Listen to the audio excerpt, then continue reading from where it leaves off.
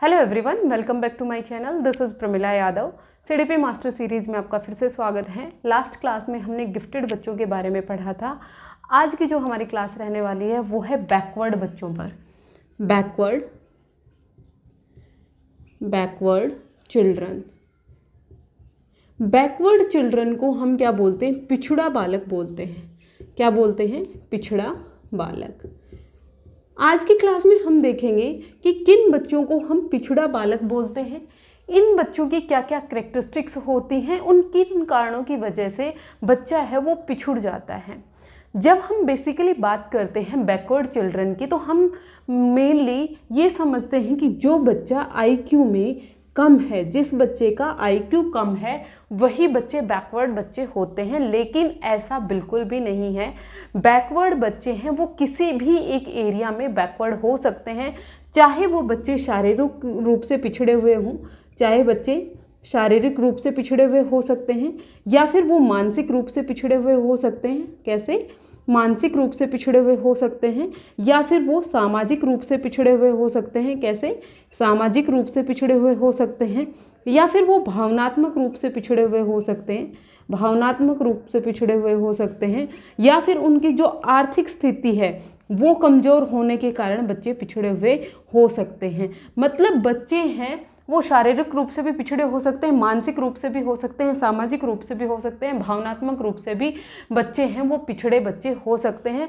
तो पिछड़े बच्चे का मतलब सिर्फ और सिर्फ इंटेलेक्चुअल डिसेबिलिटी नहीं होता है, ये आप याद रखिएगा, क्योंकि इंटेलेक्चुअल डिसेबिलिटी ये हम ऑलरेडी पढ़ चुके हैं। बौद्धिक अक्षमता अलग होती है और पिछड़े बच्चे हैं वो अलग होते हैं, ये आपको ध्यान रखना है। अब जो पिछड़े बच्चे हैं ये कौन से बच्चे होते हैं, इनके बारे में हम देखते हैं। बैकवर्ड बच्चों की कैरेक्टरिस्टिक्स की बात करें तो जो बैकवर्ड बच्चे होते हैं वो सामान्यतः अपनी ही आयु के बच्चों के कंपैरिजन में पिछड़े हुए हो सकते हैं। सबसे पहले हम उसकी इंटेलिजेंस की बात करते हैं। जो पिछड़े बच्चे होते हैं, जो बैकवर्ड बच्चे होते हैं, उनका जो इंटेलिजेंस है, उनकी जो सीखने की क्षमता है वो अपने ही आयु के, अपने ही क्लास के बच्चों से कंपैरिजन में कम होती है। मान लीजिए आपकी क्लास में 30 स्टूडेंट हैं, वो 30 के 30 बच्चे एक जैसे तो नहीं हो सकते। इन 30 बच्चों में कुछ बच्चे गिफ्टेड होते हैं जो सामान्य बच्चों से ज़्यादा जल्दी सीखते हैं, मतलब उनकी जो इंटेलेक्चुअल एबिलिटी है वो सामान्य बच्चों से ज़्यादा होती है। उन बच्चों को हम गिफ्टेड बच्चे बोलते हैं। कुछ बच्चे, मोस्टली बच्चे हैं वो सामान्य होते हैं जिनका आईक्यू लेवल 90 से 110 के बीच में होता है। सामान्य बच्चे हैं उनका आईक्यू लेवल कितना होता है? 90 से 110 के बीच में होता है। हम गिफ्टेड बच्चों की बात कर रहे हैं। गिफ्टेड बच्चे, प्रतिभाशाली बच्चे कौन से होते हैं? जिनका आईक्यू लेवल है 140 से अबोव होता है, वो हमारे गिफ्टेड बच्चे होते हैं। लेकिन बैकवर्ड बच्चे कौन से होते हैं? जिन बच्चों का आईक्यू लेवल है वो हमारा 90 से 110 के कम हो। और सिंपल भाषा में अगर हम समझें, जो बच्चे अपनी क्लास के बच्चों जितनी क्षमताएं नहीं दिखा पा रहे हैं। मान लीजिए हम 3rd क्लास की बात करते हैं। 3rd क्लास का बच्चा है, 3rd क्लास का बच्चा है, वो अपनी ही क्लास के बच्चों जितना परफॉर्म नहीं कर पाता है। अपनी क्लास को तो छोड़िए, वो 2nd क्लास के बच्चे जितनी परफॉर्मेंस भी नहीं दे पाता है। अपनी क्लास से एक क्लास पीछे वाले बच्चों जितनी भी इंटेलेक्चुअल एबिलिटी वो बच्चा शो नहीं करता है, बौद्धिक क्षमता वो बच्चा नहीं शो करता है। उस बच्चे को हम क्या बोलते हैं? बैकवर्ड बच्चा बोलते हैं। बैकवर्ड बच्चे की एक कैरेक्टरिस्टिक होती है कि वो स्लो लर्नर होता है, वो धीरे सीखता है, वो चीज़ों को बहुत धीरे सीखता है। जिस तरह से सामान्य बच्चे हैं वो लेक्चर मेथड से सीख पाते हैं, सामान्य बच्चे लेक्चर मेथड से सीख पाएंगे, लेकिन जो पिछड़े बच्चे होते हैं वो लेक्चर मेथड से नहीं सीख पाते। उनके लिए हमें अलग टेक्निक्स की ज़रूरत पड़ती है। वो बच्चे कौन से बच्चे होंगे? हमारे बैकवर्ड बच्चे होंगे, वो हमारे पिछड़े बच्चे होते हैं। जो पिछड़े बच्चे होते हैं इनका पता कैसे लगा सकते हैं? इनका पता लगा सकते हैं हम अचीवमेंट टेस्ट से। जब हम बच्चों का निष्पत्ति परीक्षण करते हैं उससे हमें पता लग जाता है कि ये बच्चे पिछड़े बच्चे हैं या फिर नहीं हैं। अचीवमेंट टेस्ट जिसको हम क्या बोलते हैं? निष्पत्ति परीक्षण जिसे बोलते हैं।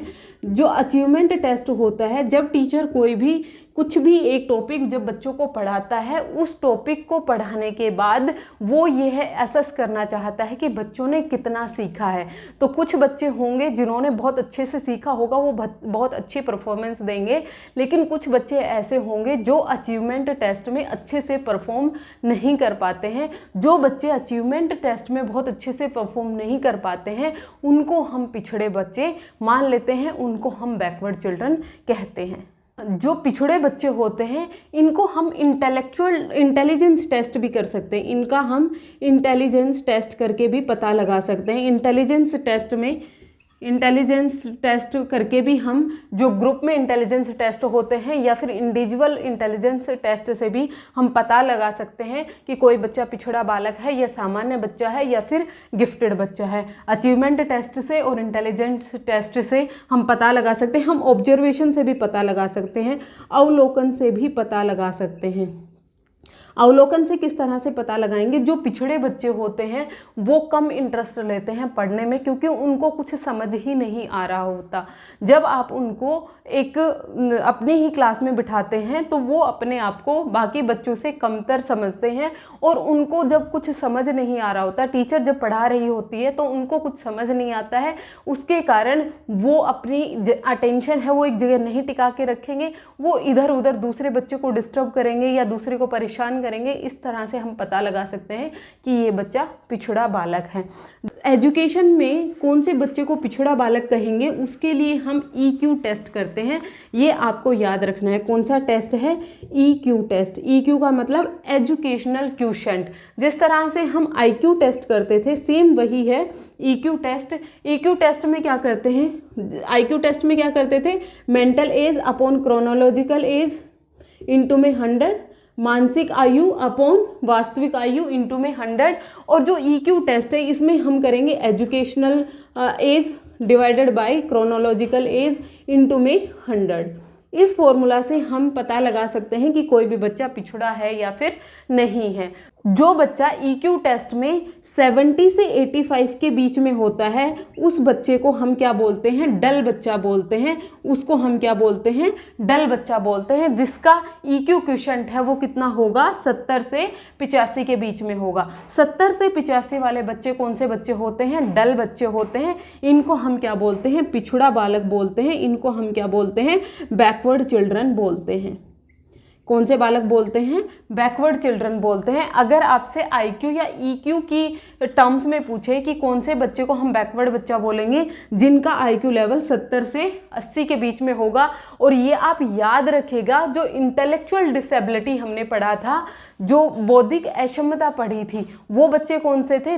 जिनका IQ लेवल 70 से बिलो होगा, उन बच्चों में इंटेलेक्चुअल डिसेबिलिटी पाई जाती है, उन बच्चों में बौद्धिक अक्षमता पाई जाती है। तो बौद्धिक अक्षमता और पिछड़ा बालक दोनों अलग अलग कैटेगरी में आते हैं, ये आपको क्लियर रखना है। फिर उसके बाद हम बात करें, पिछड़ा बालक है, डलनेस है, किसी भी बच्चे की जो मंद बुद्धि है वो पिछड़ा होने का एक कारण हो सकती है, लेकिन सिर्फ और सिर्फ जो डलनेस है, जो मंद बुद्धि है, वो बच्चे की पिछड़ा होने के कारण नहीं होता है। इसका मतलब समझे आप कि डलनेस है, मंद बुद्धिता होना है, वो पिछड़ापन का एक कारण हो सकती है, लेकिन पिछड़ापन का मतलब ये नहीं है कि वो मंद बुद्धि है। ये आपको ध्यान रखना है। अब हम कुछ और करेक्टरिस्टिक्स की बात करें कि जो पिछड़ा बालक है उसके क्या क्या करेक्टरिस्टिक होती हैं। ये मैं आपको बता चुकी हूँ कि जो बच्चा अपनी क्लास के बच्चों के जितना कंपेयर में, जो अपनी क्लास के बच्चों जितना परफॉर्मेंस नहीं दे पाता है, वो बच्चा पिछड़ा बालक होता है। वो अपनी क्लास से एक कम क्लास बच्चों जितने भी परफॉर्मेंस नहीं दे पाएगा, उन बच्चों को हम क्या बोलेंगे? बैकवर्ड चिल्ड्रन बोलेंगे। उन बच्चों को हम पिछड़ा बालक बोलते हैं। जो पिछड़ापन है ये 2 तरह का होता है। 2 तरह का कैसे होता है? कुछ बच्चे ऐसे होते हैं जो हर एक सब्जेक्ट में डल होते हैं, हर एक सब्जेक्ट में पिछड़े होते हैं, जिसको हम बोलते हैं सामान्य पिछड़ापन। जिसको क्या बोलते हैं? सामान्य पिछड़ापन। सामान्य पिछड़ापन।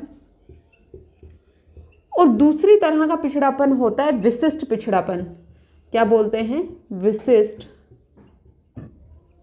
पिछड़ापन।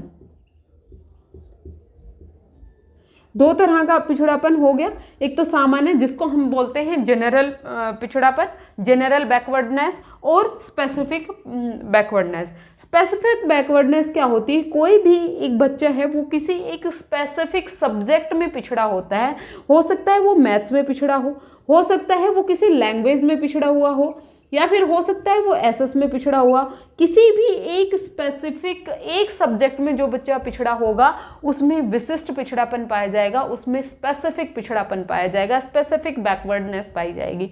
और जो बच्चा हर एक सब्जेक्ट में ही पिछड़ा होता है उस बच्चे में कौन सी पिछड़ापन पाया जाएगा, उसमें हम सामान्य पिछड़ापन बोलेंगे, उसको हम जनरल बैकवर्डनेस बोलेंगे।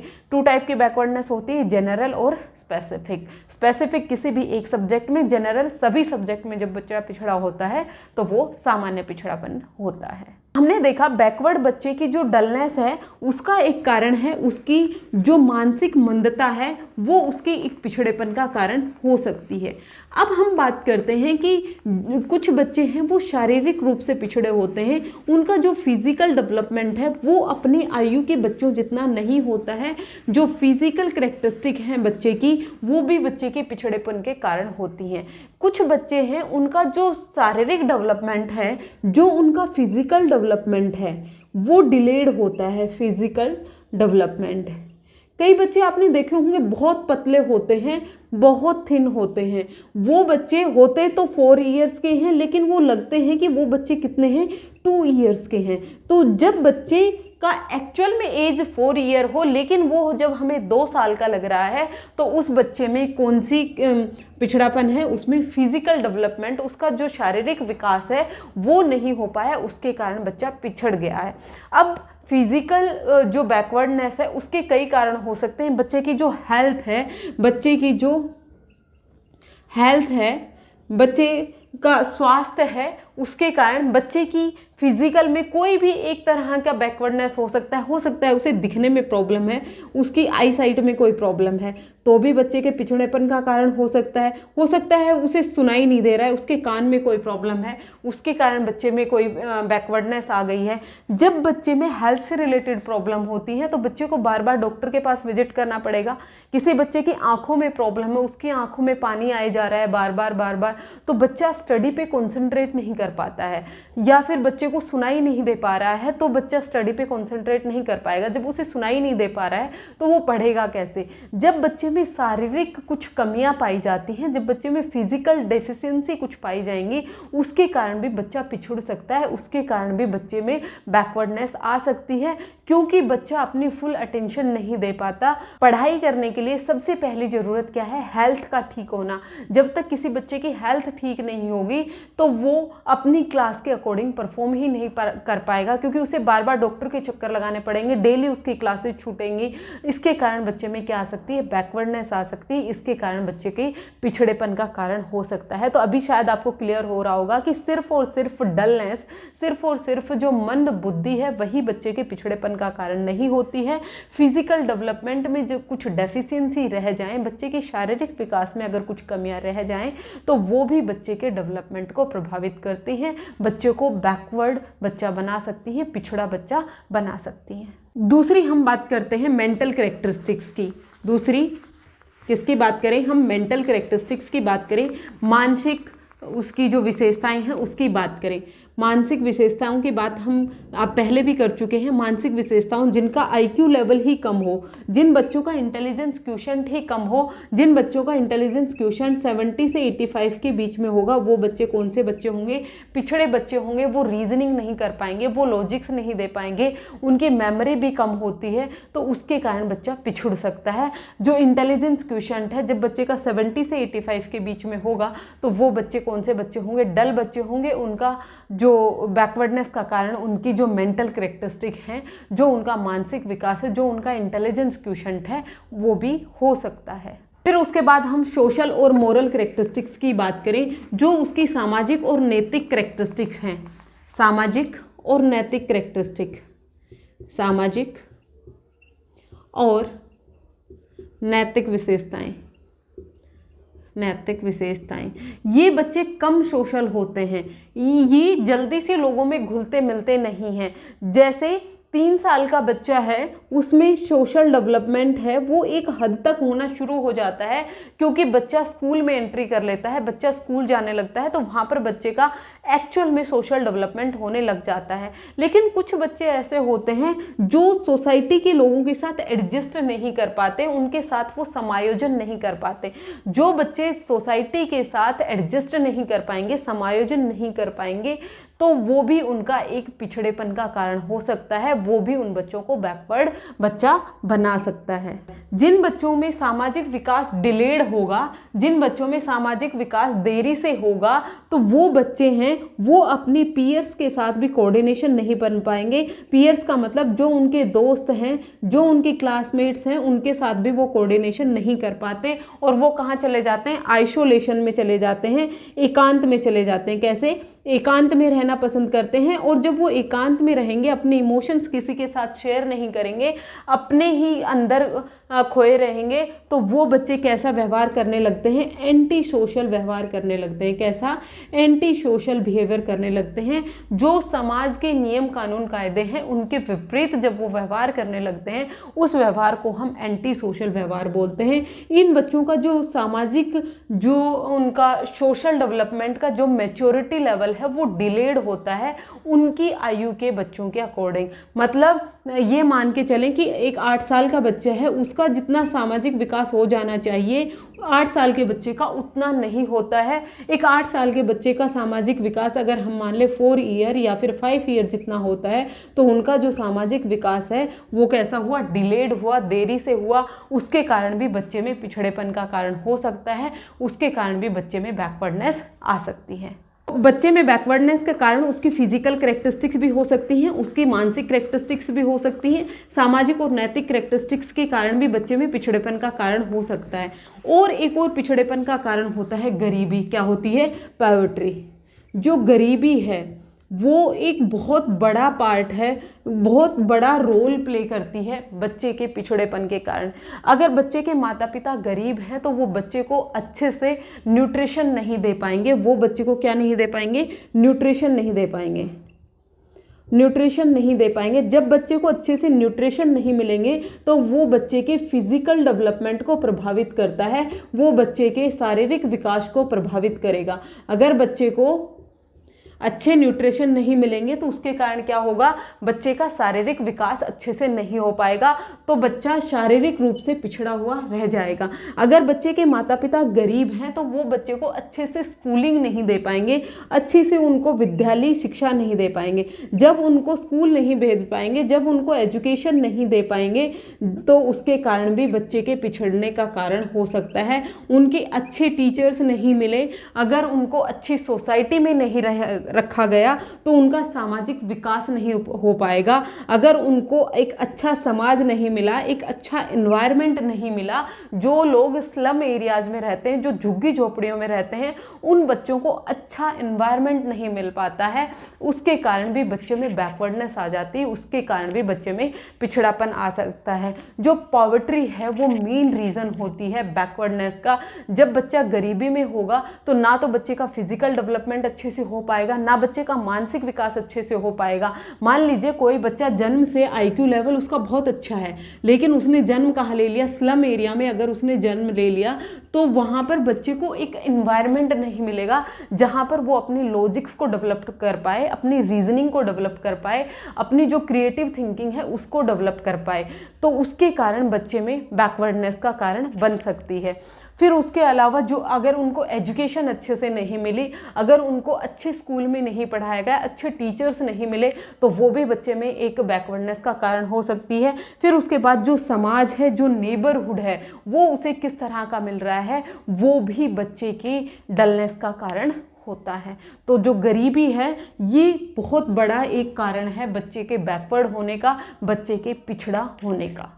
गरीबी के अलावा जो इमोशनल डिस्टर्बेंस है, बच्चे की जो भावनाएं हैं, अगर बच्चे की भावनाओं का कद्र नहीं किया जा रहा है, अगर बच्चे की भावनाओं की इज्जत नहीं की जा रही है, तो वो भी बच्चे में बैकवर्डनेस का कारण बनती हैं। जो इमोशंस हैं, जो भावनाएं हैं, भावनाएं हैं बच्चे की, अगर उनकी कद्र नहीं हो रही है तो उसके कारण भी बच्चे में बैकवर्डनेस आ जाती है। बच्चे अपने इमोशंस को कहीं शो ही नहीं कर पा रहे हैं। बच्चे में अगर इमोशनल डिस्टर्बेंस है, इमोशनल डिस्टर्बेंस का क्या मतलब हुआ, अगर बच्चे में भावनात्मक समस्याएं हैं, भावनात्मक अगर समस्याएं हैं बच्चे में, भावनात्मक समस्याएं हैं तो वो क्या करेंगे, बच्चे को, मान लीजिए बच्चे के परिवार में बहुत ज़्यादा लड़ाई झगड़े होते हैं, माता पिता के आए दिन झगड़े हो रहे हैं, तो उसके कारण बच्चे के जो इमोशंस हैं वो स्टेबल नहीं हो पाते, उसके कारण बच्चे में भावनात्मक समस्याएं आती हैं। और भावनात्मक समस्याओं के कारण बच्चा कैसा रहता है, अनहैप्पी रहता है, वो कभी भी खुश नहीं रह सकता। जब बच्चा खुश ही नहीं रहेगा तो बच्चे का पढ़ाई में मन ही नहीं लगेगा, और जब उसका पढ़ाई में मन नहीं लगेगा तो उसके कारण बच्चे में क्या आ जाएगी, बैकवर्डनेस आ जाएगी, बच्चे में पिछड़ेपन का कारण आ जाएगा। तो होपफुली अभी आपको क्लियर हुआ होगा कि सिर्फ और सिर्फ मेंटल डिसेबिलिटी या फिर मेंटली डल होना, इंटेलेक्चुअल डल होना ही बच्चे के पिछड़ेपन का कारण नहीं होता। गरीबी है वो भी बच्चे के पिछड़ेपन का कारण होती है, इमोशनल डिस्टर्बेंस है वो भी बच्चे के पिछड़ेपन का कारण होती है, उसका सामाजिक और नैतिक विकास किस तरह से हुआ है वो भी बच्चे के पिछड़ेपन का कारण होता है, बच्चे की शारीरिक कैरेक्टरिस्टिक हैं वो भी पिछड़ेपन का कारण होती हैं, बच्चे को किस तरह का माहौल मिल रहा है, किस तरह का एनवायरनमेंट मिल रहा है, किस तरह के पड़ोसी मिल रहे हैं, ये सब कारक होते हैं बच्चे के पिछड़ेपन का। अब हम एज ए टीचर ये देखेंगे कि बच्चे के पिछड़ेपन को, बच्चे की बैकवर्डनेस को हम किस तरह से दूर कर सकते हैं। जिन बच्चों में शारीरिक रूप से बैकवर्डनेस पाई जाती है उनको किसी अच्छे डॉक्टर के साथ कंसल्ट कर सकते हैं, या फिर उन बच्चों के लिए हम टेक्टाइल मटेरियल्स का यूज कर सकते हैं। जिन बच्चों को दिखाई नहीं देता है उन बच्चों के लिए हम टेक्टाइल मटेरियल्स का यूज करें। जिन बच्चों को सुनाई नहीं देता है, जो बच्चे सुन के नहीं सीख पाते हैं, उनको हम पिक्चर्स दिखा सकते हैं, उनको हम फोटोज दिखा सकते हैं, उससे बच्चा सीख सकता है। या फिर जिस बच्चे को लोकोमोटर से प्रॉब्लम है, मतलब लोकोमोटर प्रॉब्लम का मतलब क्या है, लोकोमोटर डिसेबिलिटी होते हैं जब बच्चा अपनी मसल्स के साथ कोऑर्डिनेशन नहीं बना पाता है, अपनी आइज का और मसल्स का जब वो कोऑर्डिनेट नहीं कर पाता है तब बच्चे में लोकोमोटर डिसेबिलिटी पाई जाती है। जिन बच्चों में लोकोमोटर डिसेबिलिटी पाई जाएंगी उन बच्चों का हम क्या कर सकते हैं, एक्टिविटीज़ के थ्रू सिखा सकते हैं। जितनी ज़्यादा हम बच्चों की एक्टिविटी करवाएंगे बच्चा उतना बेहतर तरीके से सीख पाएगा। जिन बच्चों में स्पेसिफिक बैकवर्डनेस पाई जाती है, मतलब किसी एक सब्जेक्ट को लेकर अगर उनमें कोई प्रॉब्लम है तो जिस सब्जेक्ट में बच्चे बहुत अच्छे हैं उस सब्जेक्ट की हम बच्चे को वोकेशनल ट्रेनिंग दे सकते हैं, व्यावसायिक शिक्षा दे सकते हैं, ताकि बच्चा किसी भी एक जगह जाकर अच्छे से सेट हो पाए। ये सब एजुकेशनल इम्प्लीकेशंस हैं जो हम बैकवर्ड बच्चों पर कर सकते हैं। होपफुली आपको पिछड़ा बच्चा, जो बैकवर्ड बच्चे हैं, उनका कॉन्सेप्ट क्लियर हो गया होगा। आज के लिए इतना ही, मिलते हैं नेक्स्ट क्लास में। Thank you very much.